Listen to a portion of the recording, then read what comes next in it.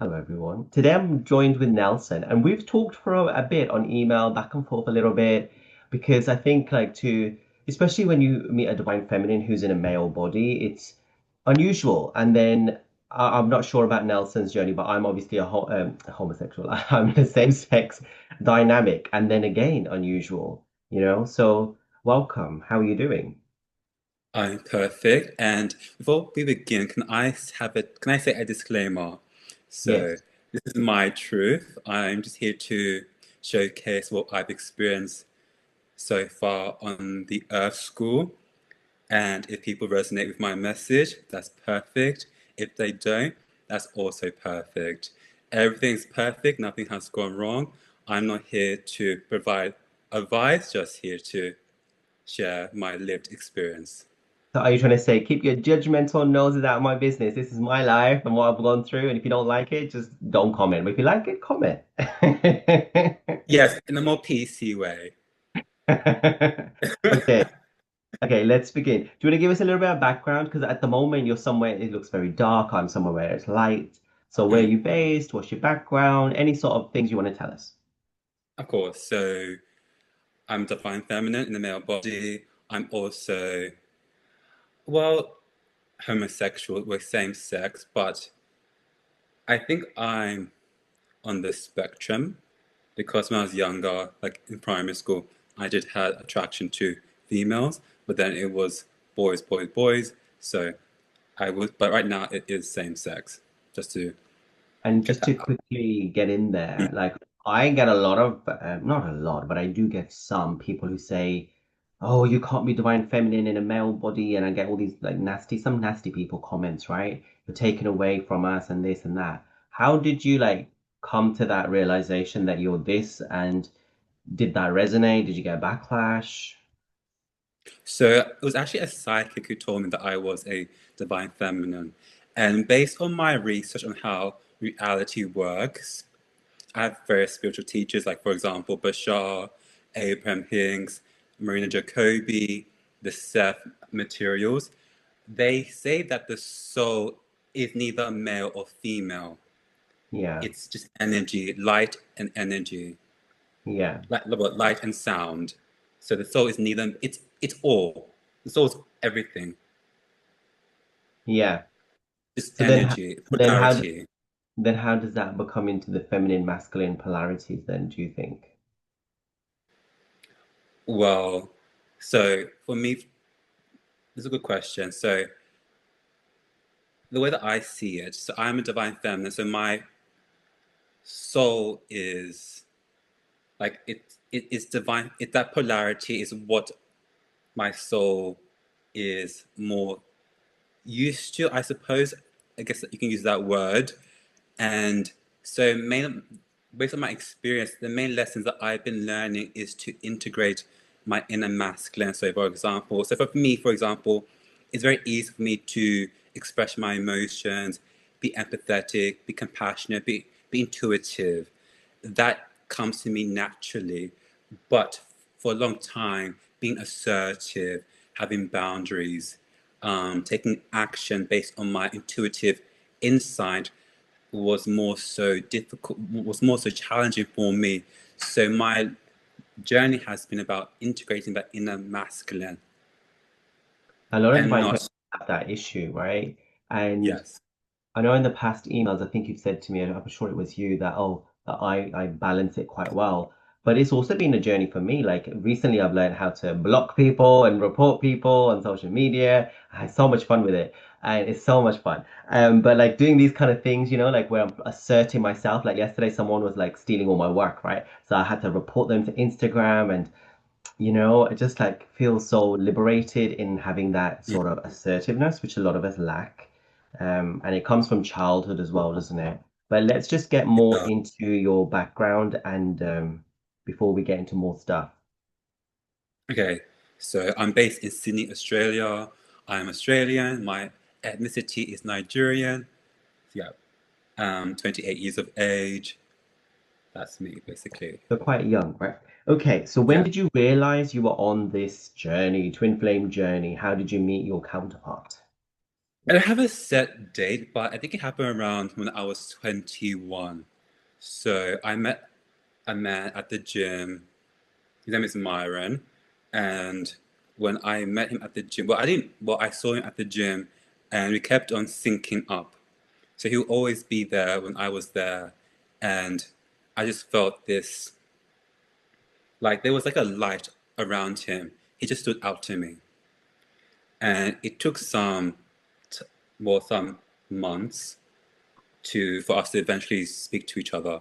So I was the one who approached him, and he was very nervous when I approached him.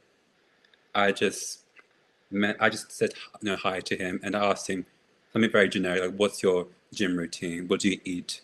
Just to get the conversation started. And he looked very nervous. He said KFC. Like the man was clearly, you know, anxious, and there was an awkward moment that occurred, and then I could see him like just standing there, and the wheels turning in his head just to come up with a response. And I think he asked me if I wanted to train with him the following day. And during that moment, I felt I began to receive downloads like best friend, um, homecoming, I could die right now. And I felt the goosebumps just occur all over my body. And this term came into my head, orgasmic bliss, which I had never heard before. And later on, I found out that when we're in non physical, we're in a state of perpetual orgasmic bliss. And what I also learned is that the twin flames are here to anchor heaven on earth through divine union. So it was interesting that in that moment, before I knew all about, the spiritual aspect, that orgasmic bliss came into my awareness, which was the first time I heard about it. And just this occurring thought that he's my best friend and I wanted to he's my quickly husband. clarify. You know, when you Yeah, said, did you say orgasmic bliss in the non-physical or the physical? The in natural non-physical. state. So when we're in non-physical, like when we die and go back Yes. to non-physical, Yeah. apparently we're in a state of perpetual orgasmic bliss. If That's you what take certain love is. if you take certain plant medicines like Bufo, you go there and you are in that. It's like it is ecstasy. It's sexual, but it's sensual. It's the Mm. Kundalini, I guess. Yeah. Carry on. Okay. Good. But a part of me had this inner knowing that it wouldn't work out. Something is amiss. Something is not right here. And then Did you go eventually for found, date? Did you go for a date or anything? no, like we just exchanged No. Facebook. And then Okay. that evening I messaged him about my feelings. And then he told me that he was straight. Oh dear, not you too. I have like certain people I work with or have done where that is the sexuality is yeah, it's a big issue. But I don't think he's actually straight because there's been a recurring theme in my life where I Oh, it's attract a block. Yeah, it's a block. bisexual men. Yeah. So I It's don't something think to he's actually. do it's something to do with our own acceptance of our own sexuality, I think. And you know what happens as well is like because we come as a divine feminine in a male body, sometimes Mm, like the other counterpart can't register that because they're used to us being in a female body as well, you know? mm, possibly, yes, possibly. But there's been a recurring theme in my journey about attracting bisexual men and teaching them. Like I actually been told by Jane McCarthy that, well, we can get into that a bit later, but right now, so I just knew when I met him that something was amiss, that it wouldn't work out. And Yeah. then moving forward, I found out that he was a catalyst twin Oh. because, yes, So I don't um, normally talk about false twins, catalyst twins. And last week I released a video where the lady was talking about false twin, and we've had some people where the twin died and then another one came and whatever else. And normally I'd be like, but I interviewed Pradna, amazing, Cora, wonderful. And mm, in that interview, she said, in this multi-dimensional infinite universe, why can't everything and anything be possible? you know? Exactly. They do say that creation is already finished, that everything's already existing. You just have to shift your frequency to perceive that reality. So Yeah. why can't everything? And also, Bashar says that there are like five facts, like you exist. The one represents the whole. What you put out, what comes back to you, like, and that most things are just perspective and belief. So why can't, a false twin or a catalyst twin not exist? But I'm gonna say, based on my own experience, that I don't know. Like, I'm not gonna say that that's what he is 100%. Like, what I realized is that on this journey, just being on Earth itself, we're here to learn. So I'm not gonna say that I know everything, because if I knew everything, why did I come to Earth? I came here to learn. So I cannot say that he is a catalyst 100%. I don't know. Like, I mean, that's been. when I teach, I normally only teach from what I've gone through myself because that's my experience. But if I start talking about false twin catalyst, I ain't gone through that, so I can't really talk to it. And then before I used to be very against it in a way, and I'm trying not to be judgmental. But what I want to ask you is but for me, in my thinking, when people talk about false twins or catalyst twins, it's just a catalyst. It's just someone who comes in to shake you up a little bit. And for me, please help me understand, it's not the same level of spiritual awakening and depth as it is with a twin. You know, because but I do mention before I met my twin, I had an ex, and I used to always see 1111. I had, he said he was my wife in a past life, and he was very spiritual and blah blah. All these things were going on, but yeah. And at one point, I thought, oh, is this a twin? But I was like, nah, it's not a twin. It's a soulmate. And then when I met the twin, it was next level. Actually, like then you can see there's this, and then there's this. So I want to understand from your perspective, Of like, course. yeah. Of course. So actually, so during that period, this carried on for like seven years of me trying to find out what this connection actually meant. And through synchronicity, I discovered Jane McCarthy on YouTube. She appeared on my screen, and I felt curious about who this lady is. And then I read all her books about, for example, twin flames and the event. And she describes the catalyst twin as the closest, like apparently your soul family, your divine masculine is the closest with you in terms of vibration. And then your catalyst twin is the closest soul to your twin flame. Someone And else's she said, DM, right? It's someone else's DM, but closest to you. I suppose so. And she mentioned how that the frequency of the earth wasn't high enough for twin flames to get into union. So for the most of our lives, our incarnations on earth, we were partnered with the catalyst twin because the frequency of the planet wasn't high enough to allow for twin flames to be in union. She said that the last time the twin flames were in union were back in Atlantis or Lemuria. Oh, interesting. When I Yes. met my twin, I felt straight away that life from that time. But yeah, so Jen Yes. McCartney is one of the most amazing twin flame people out there. She's next level, right? She's really the leading edge.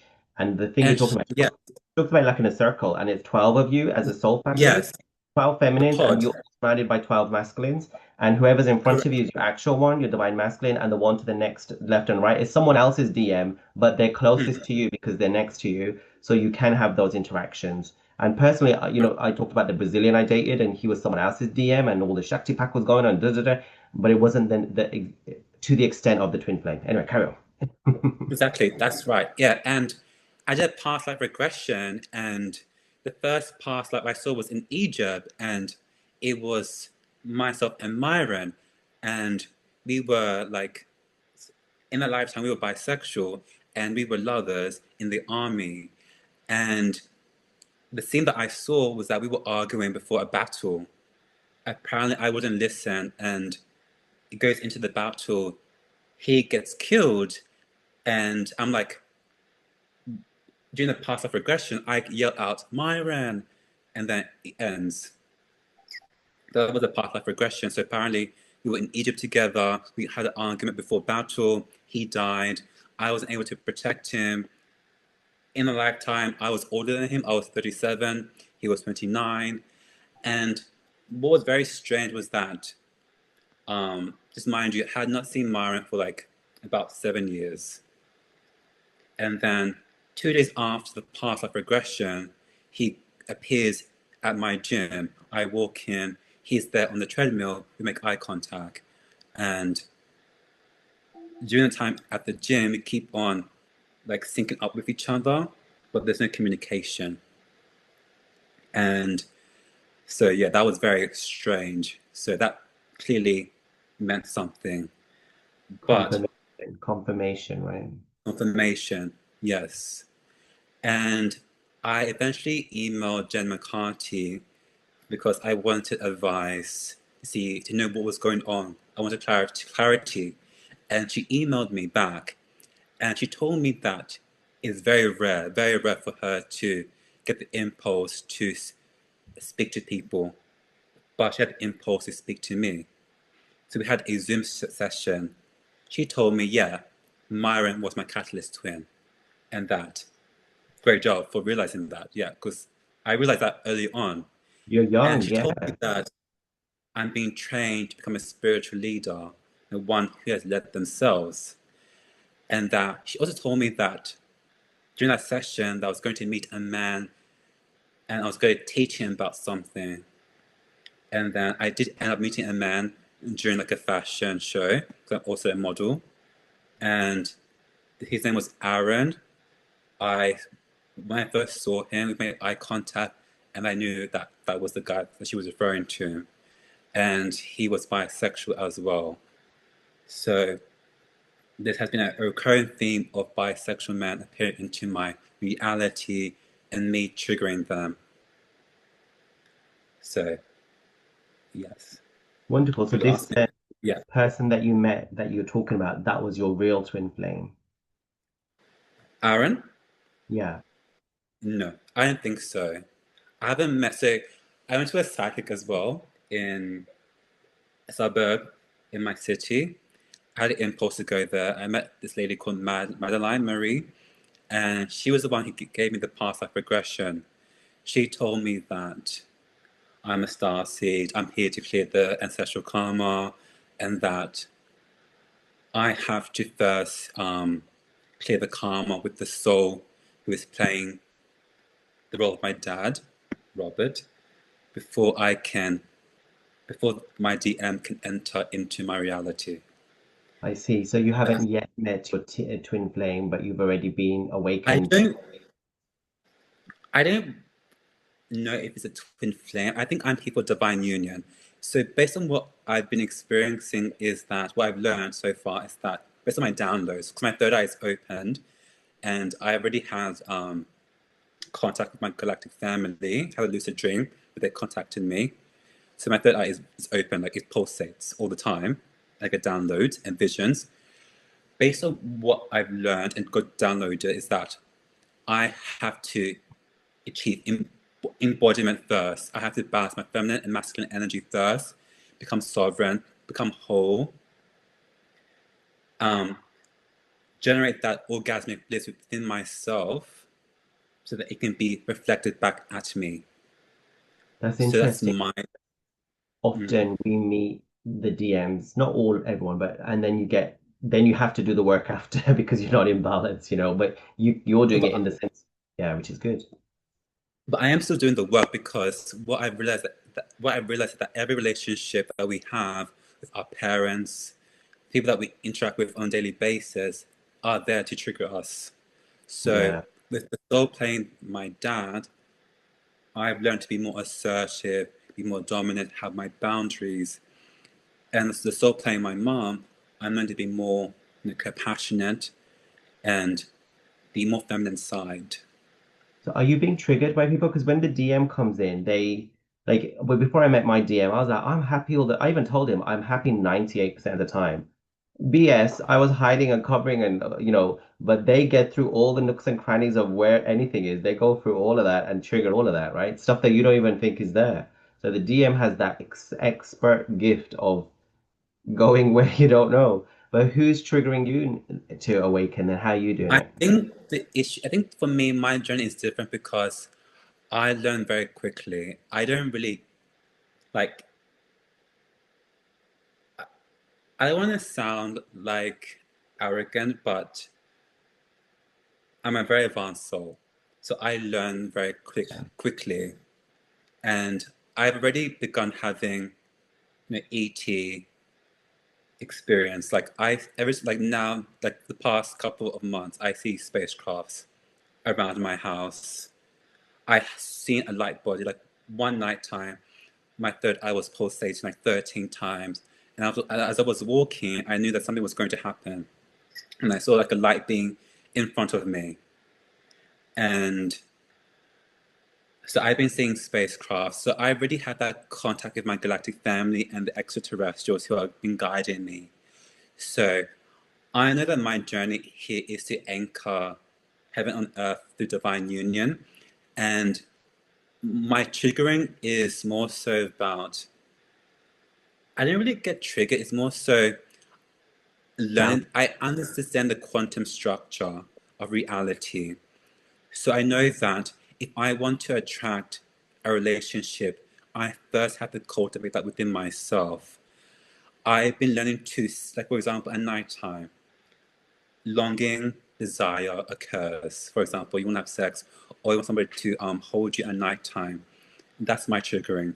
I have to sit there and hold myself, not go and watch porn, not go and have casual sex, not go and numb it or suppress it, but to hold myself, because that's me activating my inner masculine to hold, to be the container.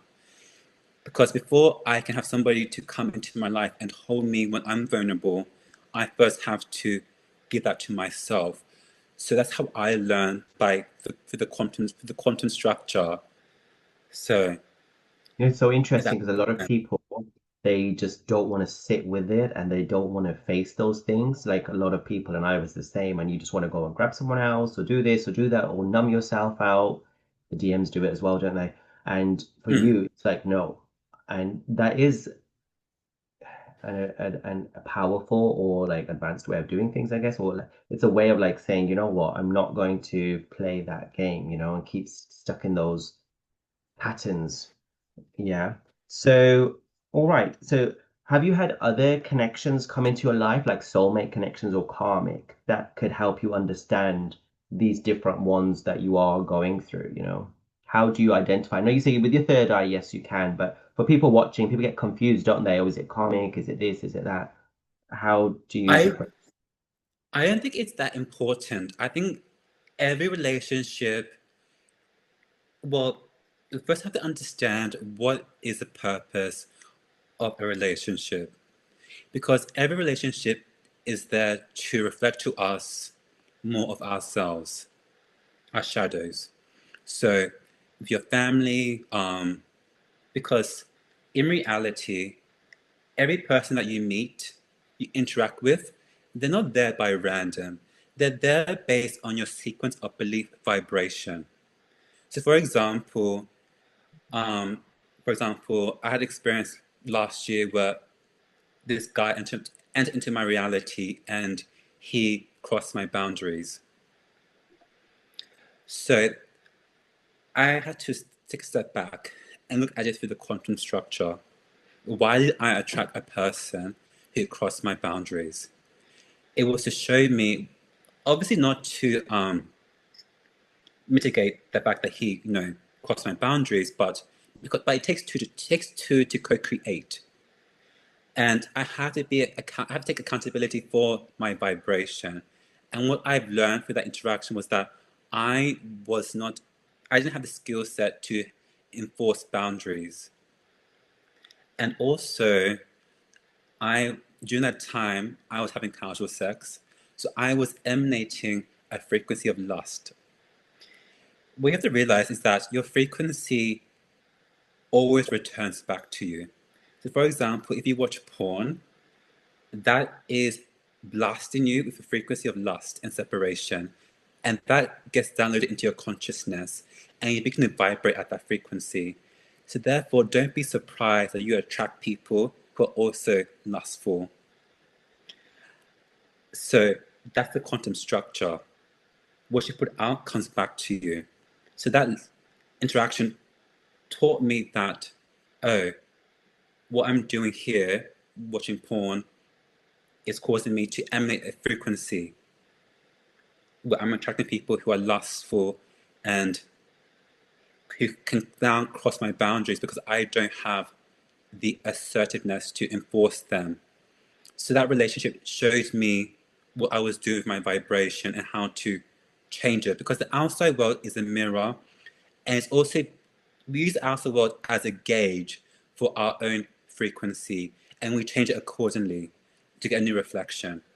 So I look at things through the quantum structure because it's a science and you can't make a mistake with it. I want to say one thing and then ask you another thing. So the first thing Cool. is absolutely wonderful. You know, the fact that you are reflecting, because a lot of the people, not a lot, but some of the divine feminines or some of the followers would be like, oh, it's not me. Some of my clients, that's not me, and and they just don't want to accept that they had a part to play and there was somewhere that they engaged on a vibrational way. It's like a total rejection. You know, it's not me. Push it away and gaslighting themselves. The second thing is, you know, you say you look at the quantum structure. Like I've met people before who can either see it or they hear it or they feel it or download it, or like what's your process of like identification and Me, download? I have it in a know. Like I can see, like I don't know how to describe it. I can see the way that my reality is being orchestrated based on my vibration. Like I've noticed that when I'm feeling anxious, I attract people who are also feeling anxious. So I can see how like the way that my environment is changing according to my frequency. I can't explain it, but I just sense it. Like for example, one time I was at the park and I saw a man on the other side, and I just knew this man wants to speak to me. How did I know? I don't know. I just knew. I have clairvoyance. I have that inner knowing. Yeah, yeah. And I went to the bathroom and I thought to myself, if he's still there when I come back, I'll speak to him.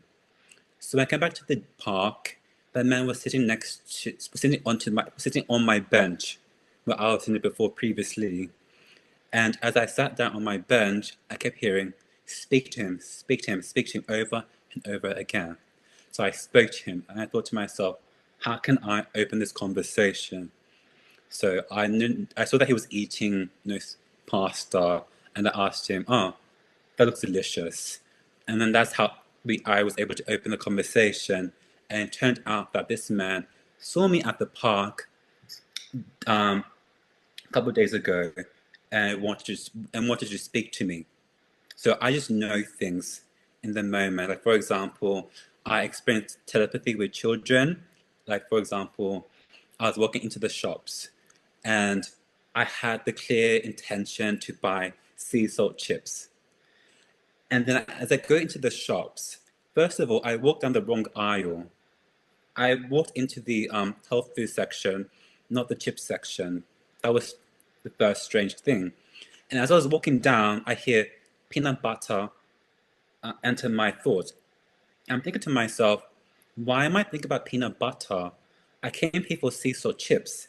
And then I hear a mom telling her toddler, no, you cannot buy peanut butter here. And I turn behind me and I see a toddler staring at me and make eye contact. And I'm thinking to myself, are we having the same thoughts at the exact same time? Because telepathy is when you have the same thoughts at the exact same time. And then I'm like, okay, that's a bit odd. And then I go into the chips section, and then they are there again. The toddler and the mom was syncing up, was like basically syncing up. And So that's when you're picking up their thoughts, aren't you? Yeah. it's having it's telepathy. What Bashar says is having the same thoughts at the exact same time. So I You're can't aligned to the control it. same you're aligned to the same frequency and that's why you pick it up, the same bandwidth. I guess so. I can't control it, but it just happens. And I also have it with animals as well. Like at the park, um, I can close my eyes and send images to animals, to dogs. And like for example, there was a dog at the park on the other side, and I just saw myself in my mind's eye, the dog coming towards me, and I sent out love, and I raised my vibration to goosebumps. Like I get goosebumps all over my body at will, from my head to my toes. I can do it at will, and that actually occurred when I met my catalyst twin, the goosebumps. But now I can do it intentionally. And when I was doing that with the dog, I closed my eyes and I opened my eyes, and there is a dog next to me, like wanting me to pet it. Or, for example, another example is that I'm at the bus stop and it's crowded, and then I get this thought, somebody wants to speak to me. And I look around, who wants to speak to me? Everyone's busy on their phone or having conversations with other people. And I look down at this female golden retriever, and I think to myself, it's you who wants to speak to me. And as I had that thought, she gets up and comes towards me and says hello to me. She ignores everybody else in the bus stop but comes towards me. Another example of this with dogs is that I'm walking down the street, and this man and his two dogs are walking towards me, and they're saying, in a knowing, like my spidey senses go off, like ding, ding, ding. Somebody has like recognized me, and as I'm walking towards the man and his two dogs, one of his dog, Bree, the female one, stops at the crossing, whilst the man and the other dog keep walking towards wherever they're going. And as I'm walking towards the crossing, she just stays there. And as I cross, she comes towards me and pets me. Basically, she just stood there waiting for me to cross so she could say hello to me. So I have this weird connection with dogs and with Animals children. and children, yes, Animal, frequency, very divine feminine energy, by the way, because divine feminines are the yes. divine mother. I wanted to go back on something that you said because I was in the shower and as I came out, so in the shower, I was just thinking about thoughts, right? And I was thinking about, and I Mm, wrote down this because I'm going to do a live on it. Repulsed by my distortions, I want them all out, such as mother issues, father issues, etc. And they are reflected in others, and they are you. And so it's interesting because you were talking about porn and other things, and how that kind of changes your frequency, and then you open yourself up, and it becomes a match. And then I've had clients before, and I've also with myself try to like reject that aspect or like be like, no, I'm gonna look at this side instead. mm, And it becomes it's still active and it's a pushing against. And I see within my counterpart, what was happening at that time was he would do more of it to trigger it out or stop repressing it, right? So I always talk about mm, 0 point, which is like kind of you encompass things and you see things, but you just don't react or give it energy, and then eventually that thing loses its hold over you. But if you're pushing away against it, it's still active, you know. And sometimes I have clients or people who message me who may have addictions to various things or various whatever patterns of behavior, whatever they do, and they're sick of it and they're repulsed by it. They want it out, they want it gone. I want it done. I'm enough of it. I've had too many drugs today. I've had a binge. I want it done, you know. And then they try to like be good, quote unquote good, or try to like, now I'm going to be like, I'm not doing any of that. I'm not going near any of those people. Da, da, da. And then it happens again and it happens again because they're mm, coming from a place where they're pushing against it, you know? So I mm. always use everything as a tool to kind of like grow and don't reject porn or reject casual sex or drugs or anything. It's fine. But as long as you're consciously using it and then you're staying in a zero-pointed place, and then eventually it loses hold over you and you can heal it. You can actually go through it and say, what is this reflecting about me? Where is it coming from whilst I'm doing it or whilst I'm looking at it or feeling it? And it can become a great tool for ascension as opposed to self-rejection. What are your thoughts on that? Well, my thought is that I feel like we have a destiny, and if you're meant to be in divine union, that addiction will be taken out of you, as it happened to me. So last year, I was having casual sex, like every day, sometimes even twice a day, and I enjoyed it. And it got to the point where I just hadn't. I got to a point where I no longer desired to have casual sex. I wanted something more meaningful. So based on my own experience, I think just like for me, it was fun for me. I didn't think it was negative. It was fun. I enjoyed it. It was consensual, so I did it. And then I got to the point where I was like, no, I want something more meaningful, and then I just stopped. That's So, it. oh, yeah, but with the porn, that's a bit different though, because sex and porn are different because sex is about it can be about separation. Porn is more about separation and lust. Um, Casual sex, if there's clear communication and it's consensual, that's not lust. It's different energy. But with porn, it's more separation, more lust. And with that one, my higher self actually came in and took over because that was getting out of hand. I began because when I was younger, I was attracting people who were sexual predators, Predators. Predators, yeah. and I had to take accountability of my frequency. I was watching porn, so therefore I was projecting lust into my field separation. So therefore I was going to attract people who were also lustful. And Yeah. because I didn't have good boundaries, I attracted people who crossed boundaries.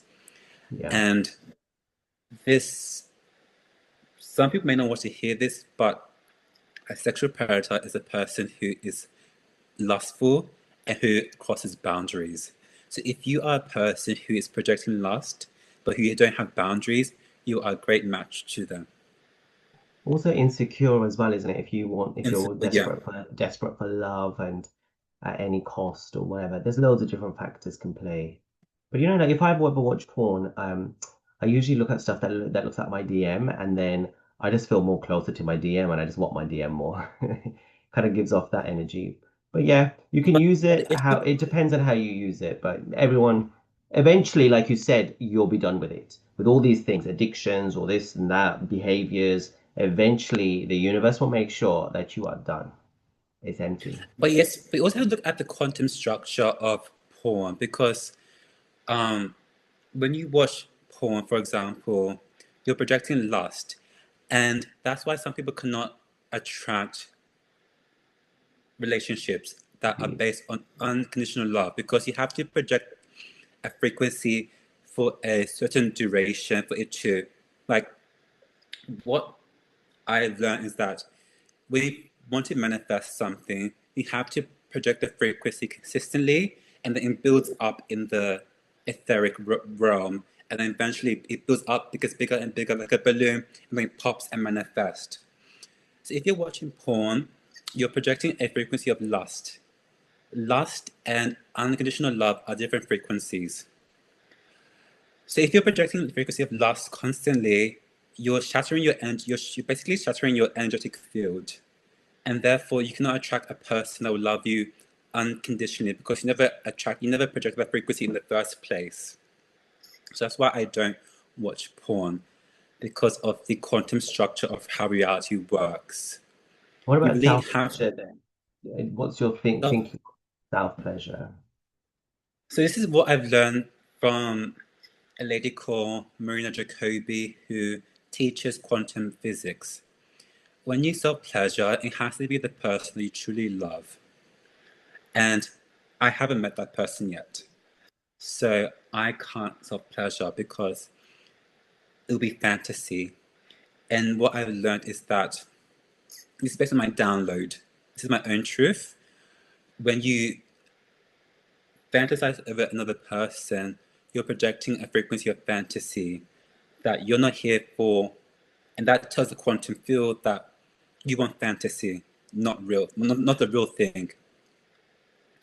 Because you have to learn to be able to sit with your emotions.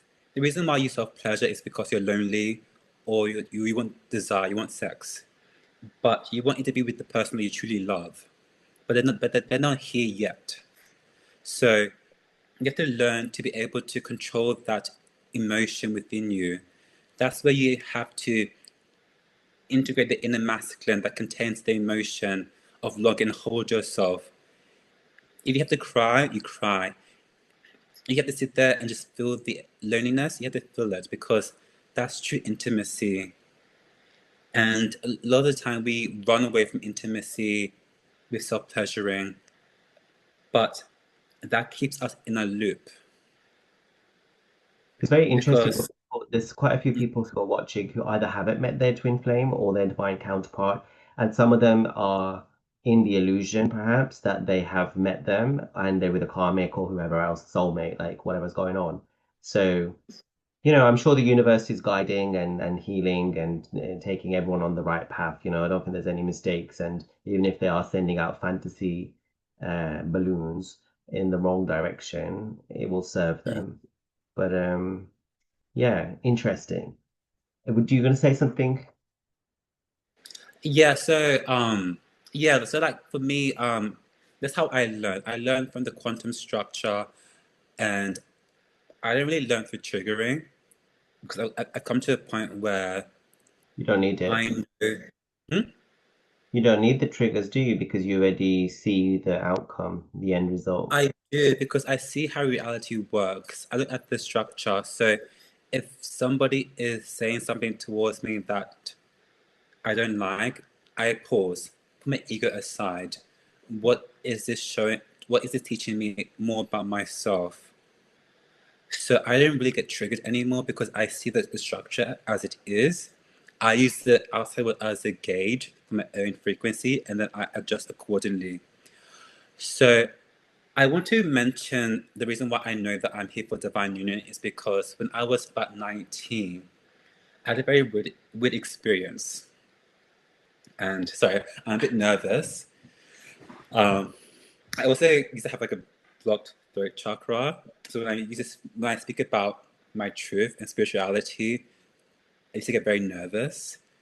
I was told by a psychic it was because in a past life I used to get killed for speaking about how reality works. I think it has to do with divine feminines, being psychic, being witches in the past, and being like, persecuted for speaking about this knowledge. So that's why I get nervous sometimes when I speak about this. So just bear with me for a moment. So when I was 19, before I knew about spirituality, I was on the bus, and I looked outside my window, and I see this couple, white, blonde. I thought that they were extraterrestrials because of their frequency. What was very strange about this couple was that they were very well dressed. They didn't look like they belonged in Sydney at all. Because Aussies they don't dress like that at all over here. Very well dressed, very immaculate, presenting. But they walked in perfect synchronicity. Like the movements were as one. You know what I mean? Like Yeah, when they will move their feet, it'll be at the same pace. It was very strange. Like no couples walk like that. yeah, they were synced. Walk in synced, yeah, synced. And when their posture, very straight posture, when they crossed the road, I kid you not, they were floating. It looked like they were floating. And I'm just thinking to myself, why is nobody looking at these people? They are literally floating and walking in sync. They probably couldn't see And that. I don't, yeah, maybe. And I felt that vibration and I knew that's me, that's me, that's me, that's my family right there, that's my family. And we are the same. And I could just feel like a force field around them. There was no fear in their frequency at all. Like, I don't know how I knew that, but I could tell that there was no fear within them. They were in union. There was no fear. Yeah, Nothing harmful could ever touch them. they're in Like there their was like own a force field dimension. around them. I beg your They're pardon? in, they're in their own dimension, the third unifying field, the Holy Spirit or whatever you want to call it. That's what It happened must in you. be. And I asked a psychic years later. She told me they would play alien star seeds, and that the higher self um, entered their body at that time to increase their frequency, so that I could see them. So basically, that was the first time. I think it was an activation. Like Yeah, this is your soul contract. This is your destiny. Before yeah. I even knew what my destiny was at the time. Yeah.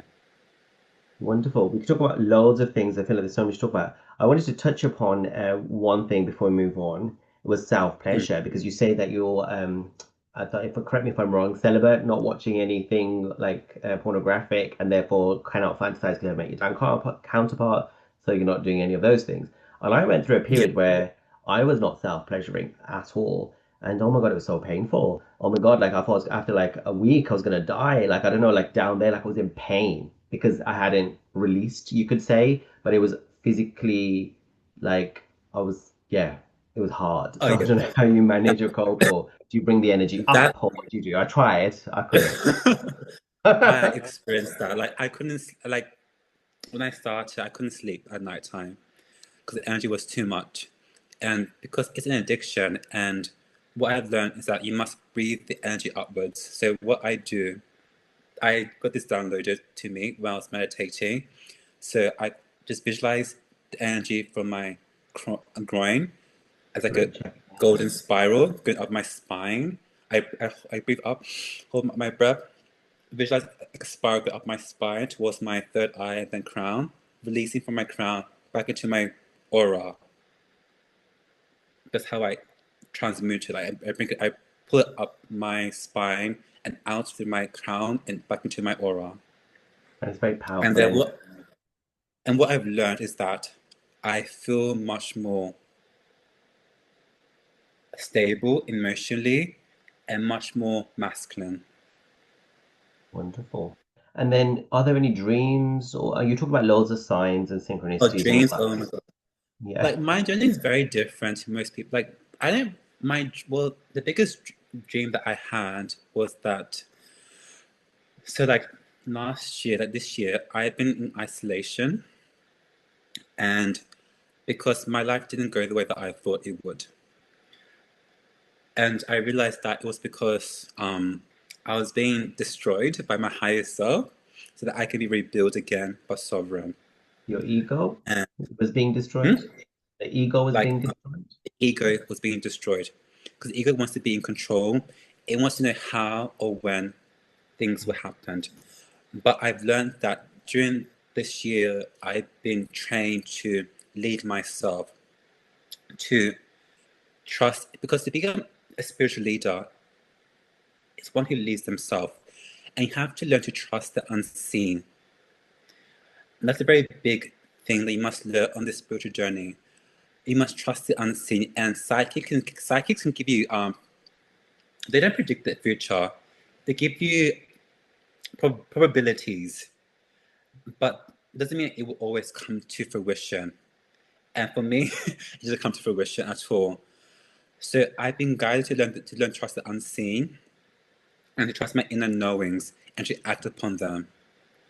So it's been my journey this whole year, and because of that, I've been able to raise my frequency and come into contact with extraterrestrials because their frequency is of joy, surrender, and trust in the unseen. And I've noticed on the days where I follow my impulses, my inner knowings, my visions, like basically trusting the unseen and surrendered, the nighttime, I will see the ET spacecrafts. Like I see them as like a light in the sky, like flashing, like a big light flashing. And when I see them, my third eye pulsates. And then it got to a point that one night, that light formed into a spacecraft, like a white, like like a white cylinder spacecraft. So it showed me that the more that I trusted in the unseen and surrendered, I was able to raise my frequency and match the ETs that are basically guiding me because one night time they they upgraded my body. So I heard ring as I was sleeping in bed, my left ear began to ring louder and louder and louder and louder. And then all of a sudden I was paralyzed and then my body was engulfed with energy and heat for like a few minutes. And then as I opened my eyes, I saw like a piece of etheric technology hovering above my bed, hovering above my ceiling, where the light was coming down from. And slowly it faded out of sight. So I had those kind of experiences. And I asked this woman called Marina Jacobi. I'm not quite sure if you're familiar with her. She teaches quantum physics and the structure of reality. I went onto her webinar session and asked her what that was. Basically, I was upgraded by the angelic realm, and that they're watching me and overseeing my journey, and that they upgraded my body and my blood. I don't know why, and I think it was because during my isolation period, I became like suicidal. Like, like I was very much in despair because I had no idea what was going on in my reality. My ego was like dying, and I basically collapsed on my bed from despair, and I wanted to die. And the most scariest thing happened to me. My higher self came in, like it grabbed my hand. It was crying to me, and said to me, "I don't want to die yet." I don't. I think it was like etheric, because I could feel his hand grabbing my hand, but it wasn't actually physically there. You know, it's And it was like interesting. begging me. It happens Yeah. to a lot of the DMs actually as well. I'm sure it happens to DFs as well, but with the DMs, like I know it's happened with mine where something really terrible happens, and then it's like the peace that passes time, like this sense of peace, the Holy Ghost or whatever, the interaction with the divine that comes and just gives you that love or that touch that heals you or gives you the strength to carry on. I have a friend who sees spaceships. She looks like a hybrid alien, actually. Her mother was abducted and whatever else. And then you get the implants and the upgrades that you're talking about.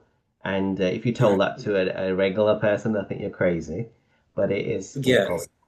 It's all It going was on. very frightening. Like I could feel his hand, and it wouldn't let go. Like I don't want to die yet. It was crying, and then afterwards, that's when I got the activation by the extraterrestrials or the angels or whatever. I don't know who they are, but Usually the now, mantis beings are putting implants in you, but angelic realm could be changing your frequency or your light body or all sorts oh, of they stuff. did. But Yeah. now I can't. I can be sad, but I can't. But I don't collapse. Like I don't feel Yeah. despair anymore. Like there's been Balance, like stable. a buffer in my emotions now. Like I can't go below like sadness into despair anymore. Like does that make sense? Like it bounced back up. Like I Yes. become numb. I just sit there like, in awareness, just breathe, and I'm back to happiness again. Like I'm back to alignment again. Like, I Yeah. can't feel that despair anymore. And that's why recently I've been doing lots of videos about ETs and aliens and angels, and people will be thinking, why the hell is he talking about this for? Like, why are you talking about twin flames? And when I get my DM back, DM back. And it's the reason for it is because we have all this help that we don't realize that we have and Yes. we can get, and it's useful to have all the help you bloody can get, you know. We could go on It's for all hours, connected.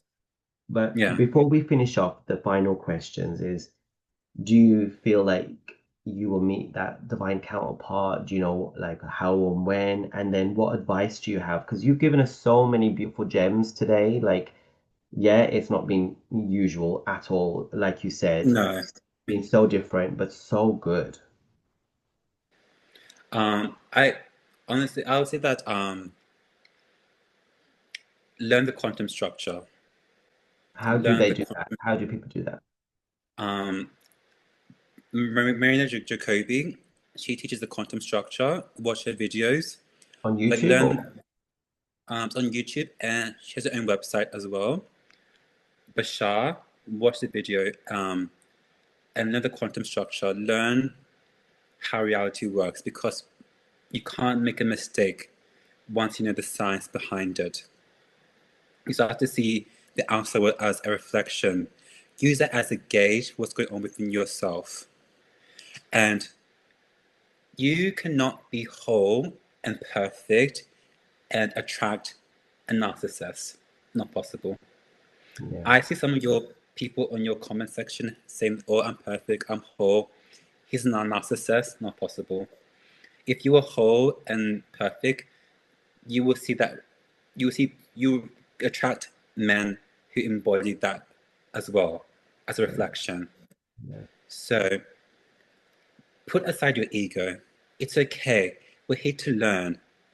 No one's perfect. If you were perfect, why did you come to Earth? You came here to learn. And that's why they say the joy is in the journey, because the journey is about learning more about yourself. And that takes time. So it's okay. Like, you fucked up. It's okay. Like, we're here to learn. The joy is in the journey.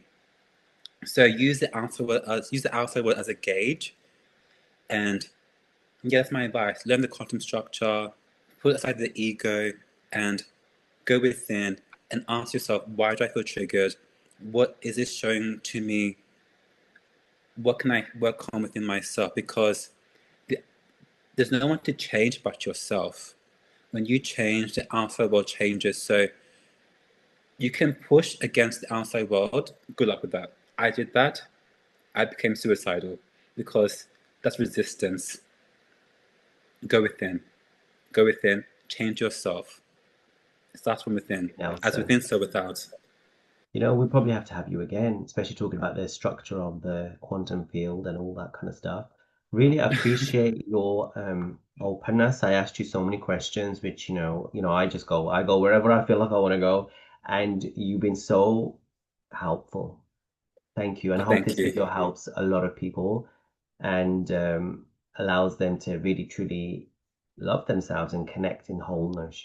So thank you. And one thing I will say that if you exist, there is a soul out there that you are the perfect person for them. So don't think you have to change yourself to attract love. That has been the greatest manipulation on the earth. That you have to change yourself, that you're not enough. No. If you were not worthy of unconditional love, you wouldn't exist. So go back to the truth of reality and existence. That will never lead you astray. Yeah, you have to be yourself. And the thing is, it's not about Authenticity. changing yourself. It's a lot of people are not themselves anyway. So that's why they change. It's not because they have to change, it's because they're not themselves anyway. They have to be their true authentic self, which is part of the puzzle. But yeah, It's thank because you. they don't understand the quantum structure, because authenticity, they've been told you have to be a certain way to attract love. That's a manipulation. When you are your authentic self, yes, you may get rejected by some people, but so what? You will Yeah. attract the people who love you unconditionally because you love yourself unconditionally. Remember, it's a mirror. You cannot attract what you have given to yourself. People get confused, don't they, between quantity and quality. At the end of the Correct. day, Yeah. for most of us perhaps, and maybe not or everyone, you want that one person fully, deeply. I mean, some people probably want more, who knows? But people get stuck on quantity and likes Mm. and validation and all that, again, which is not being themselves, right? And then they start to cater towards that. Yes, correct. Yeah. Nelson, pleasure, beautiful, so amazing. Um, we'll see you soon, hopefully. Thank you, Manny. It was a pleasure as well.